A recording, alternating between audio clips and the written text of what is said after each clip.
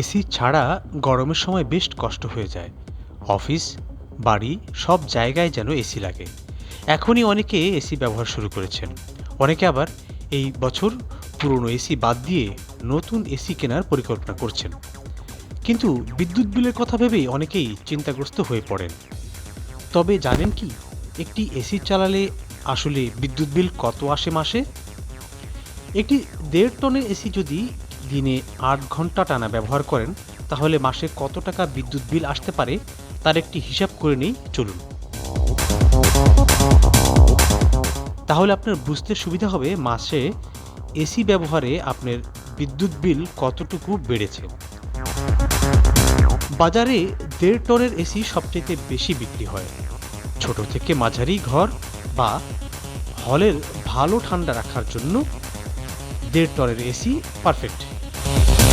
কিন্তু অনেকেই জানেন না যে 1.5 টনের এসি লাগালে তাদের কত বিদ্যুৎ খরচ হবে। এসির বিল কত হবে তা নির্ভর করে এসির বিদ্যুৎ ব্যবহারের উপর। বাজারে 1 থেকে 5 স্টার বা 1 থেকে 5 স্টার রেটিং সহ এসি পাওয়া যাচ্ছে। 1 স্টার রেটিং প্রাপ্ত এসি সস্তা কিন্তু বেশি ইলেকট্রিসিটি খরচ করে। অন্যদিকে 5 স্টার রেটিং প্রাপ্ত এসি ইলেকট্রিসিটি সাশ্রয়ী, তবে সস্তা হওয়ার পাশাপাশি 3 স্টার এসি শক্তি সাশ্রয়ীও বটে।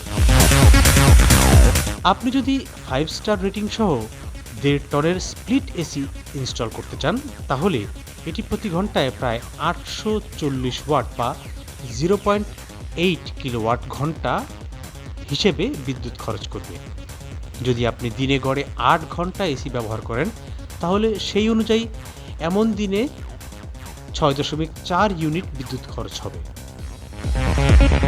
প্রতি ইউনিট 60 টাকা 50 পয়সা হলে প্রতি ইউনিট দৈনিক বিদ্যুৎ বিল আসবে 48 টাকা এবং মাসিক বিল আসবে 1500 টাকার মধ্যে।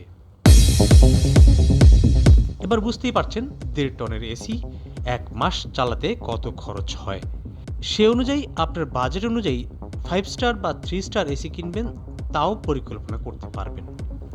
বাজারে অনেক কোম্পানির ডুয়াল ইনভার্টার এসি বিক্রি করে, যা কম্প্রেসারের গতি কমিয়ে বিদ্যুৎ সাশ্রয়ী করছে। এদিকটাও ভেবে দেখতে পারেন।